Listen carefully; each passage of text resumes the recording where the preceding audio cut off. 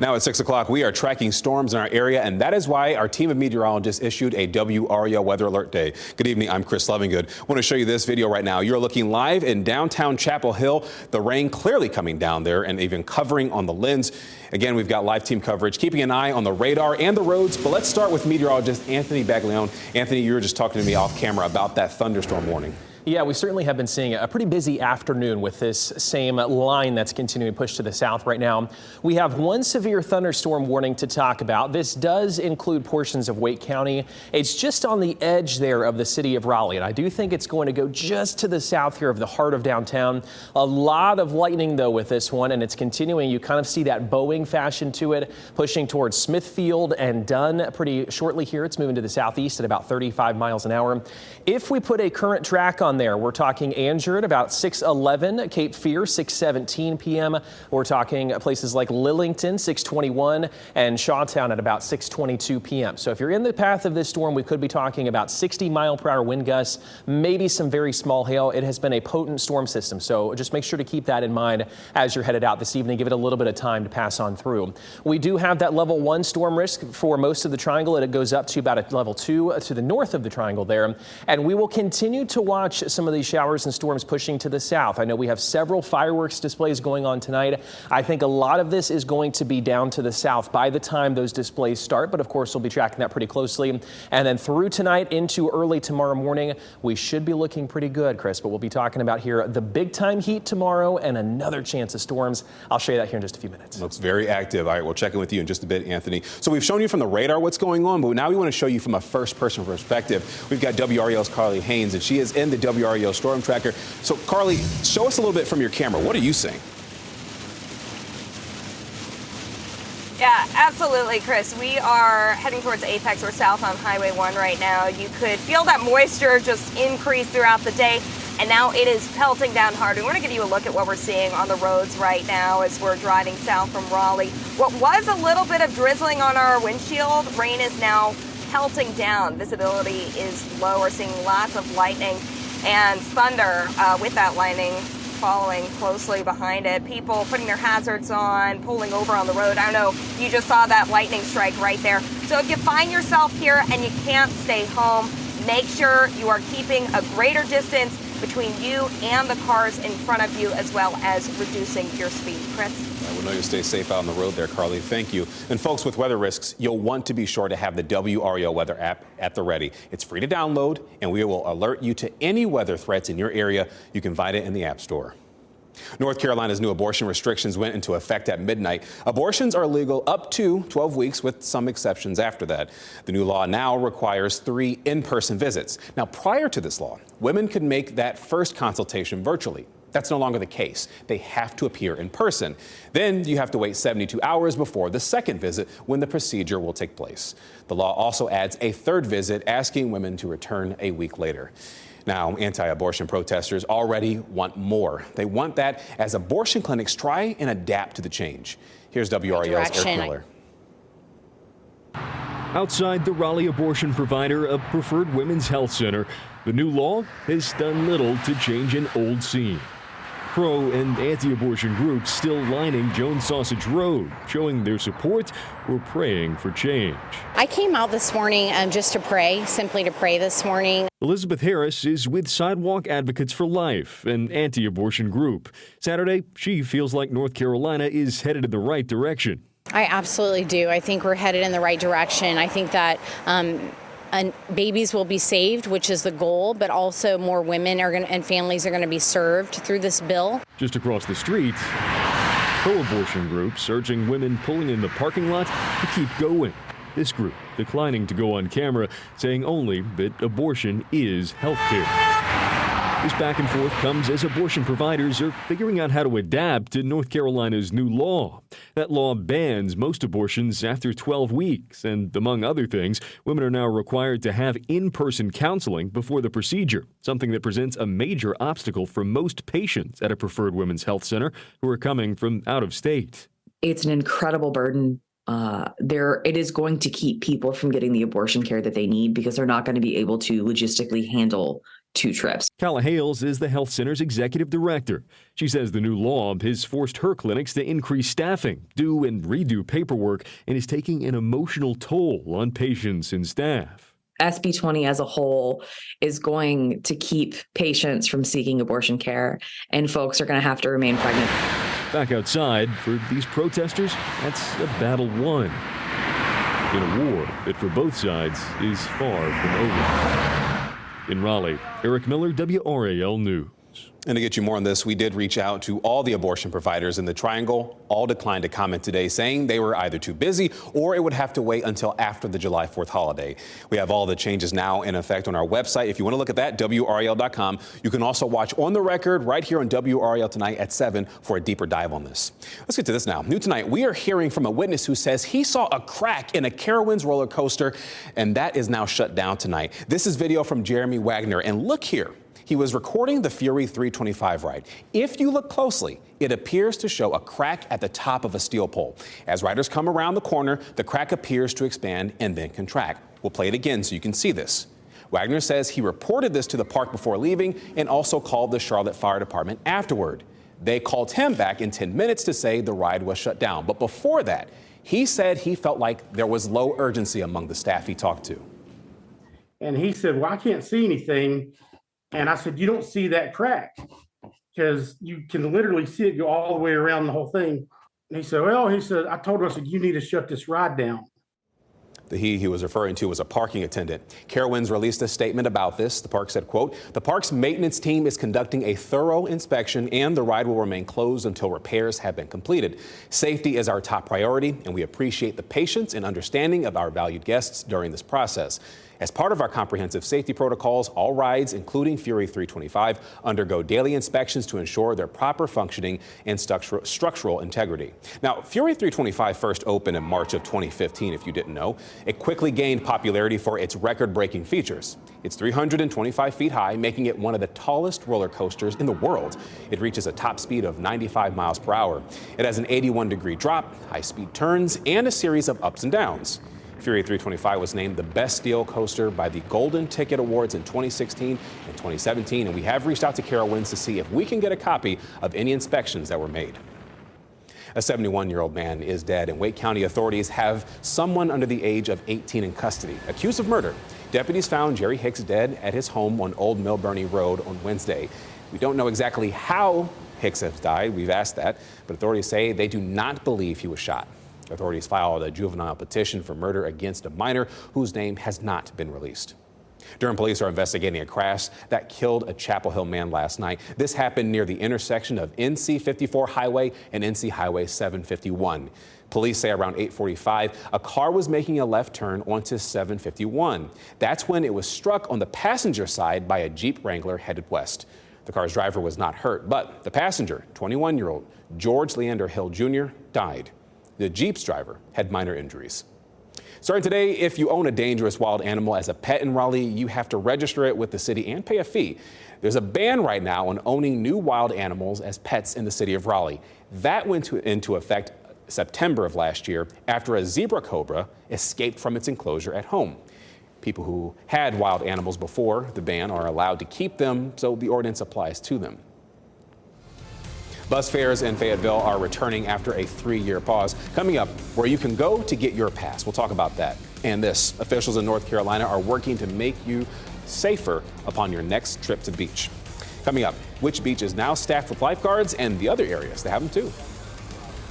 He was at the U.S. Supreme Court in the 1970s when affirmative action was ruled constitutional. On the record, UNC law professor Theodore Shaw reacts to the High Court's landmark ruling striking down race-conscious admissions. On the record tonight at 7.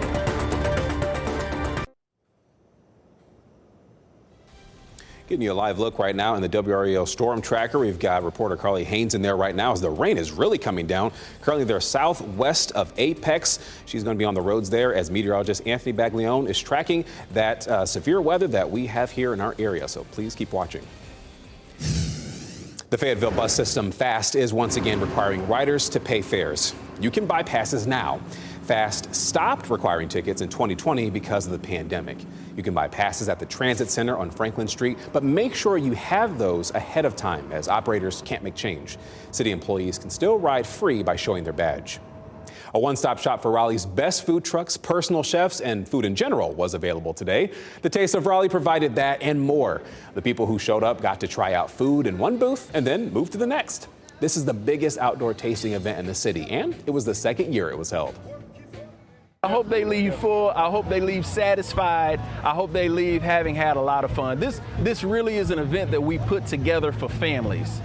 We like to call it a baby stroller event. So we've got good music, a lot of good people, really good food and drinks.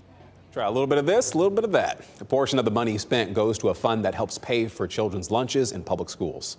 Two big jackpots just keep climbing higher this weekend. There were no big winners in last night's Mega Millions drawing. The grand prize has climbed to $400 million.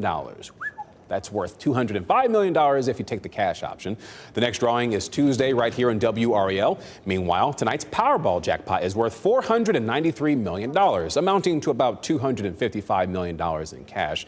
You can watch that drawing live right here on WRAL just before our 11 o'clock newscast. And chances are, if you're going to go buy a ticket, bring an umbrella with you, folks, because the rain is coming down in areas in the Triangle and nearby. We've got meteorologist Anthony Baglione right now tracking that. It's very active on Dual Doppler 5000 behind you, Anthony. It is, yeah. We've been watching kind of this line that's pushing to the south and east right now. Let's get us right over here to radar as we speak, Chris. We're watching this, and it does have a history here of some trees down in some spots, especially just out of our viewing area earlier today. We're talking about this is heading toward a city like Clayton, Smithfield, Dunn. It's just to the south of the city of Raleigh. So that's where the heaviest of the rainfall is right now. And we talk about where this is going. Let's put the current severe thunderstorm warning on here for you. 6:45 p.m. is where this goes until. So I know a lot of people probably going to be having, of course, those July 4th festivities tonight. If you can give this some time to pass on through, there is a lot of lightning, so we shouldn't be on the water, things like that. Head inside, let this pass through. Heading toward, again, Clayton, Smithfield, Dunn, down to the south. I-95 going to be a little bit of a wet drive as well. Let's put the current track on here. Cape Fear at about 6:19 p.m. We talk about Hardy Crossroads, 6:20. Coates at about 6:23, and then heading toward Flat Branch at about 6:25 p.m. Moving to the southeast at about 35 miles an hour is where we sit currently. We look at the severe threats currently here on our map. We've seen certainly some reports of nickel-sized hail. We take kind of a sampling here, about half-inch hail just to the southwest of the city of Raleigh, Holly Springs, where you see that kind of sporadic coverage. That's where it has been reported today. So certainly not out of the question to maybe see some nickel-sized hail showing up here on the map. It definitely has a very clear kind of bowing out feature. When we see that, a lot of times that says that the winds are kind of pushing out ahead of the storm. And so certainly that potential is there. Maybe some limbs coming down, some trees as well. We're going to watch that continuing again to push to the south and east. The heaviest is just to the south of the city of Raleigh, but it's kind of feeding on itself. So I do think we could still see some light showers in Raleigh as well. Through the rest of tonight, what can we expect? We still have this severe storm risk from most of the Triangle there, level 1. We head up to the north of Raleigh. That's where it jumps up to a level 2 out of 5 risk from the Storm Prediction Center. And we watch Futurecast continuing to show this sagging to the south there. It's doing a relatively good job. I think by the time we head later on this evening, I know we have several places, Fuquay Arena, Clayton having their fireworks displays tonight. I do think on the whole, once we head later on this evening, most of this should be out of here. We will, of course, keep you updated on that. But the earlier, I think, is where we're talking about for this storm system. There is 8 a.m. tomorrow morning. We head through the day tomorrow. It is going to be sweltering hot. I'll show you our heat advisory here in just a second. But again, that chance is there, especially tomorrow evening. This is going to be something we'll have to watch again for those fireworks displays. Futurecast trying to sneak a pretty big line of storms once again tomorrow evening at about 5 o'clock, and then pushing a lot of that out of there at 8 o'clock. So very similar to what we're seeing right now, but of course it would make everything damp. So I'll continue to watch that really closely for you and have another update later on tonight. Severe storm risk still exists from about the Triangle up to the north. We're in that level 1 out of 5. So very, very busy here the next couple of days. We do have a heat advisory as we head into our Sunday. Feels like temperatures 105 to 110 again on Monday. And then, Chris, we're still talking that chance of a few scattered showers and storms into July 4th evening. So pretty busy here in the weather department. Ooh, just shy of 100 degrees tomorrow. Yes, all right, sir. Thanks, Anthony. Casey Hintz over in sports. Hey, Casey. You know what's heating up today was NHL free agency, and I know fans were anxious yesterday about it getting started today. Don Waddell, though, had a different approach. what time should we come in tomorrow? I said, I don't even know if you need to come in. It's going to be a quiet day. That kind of proved to be a little different. Just how different? Well, myself and Pat Welter will break it all down next.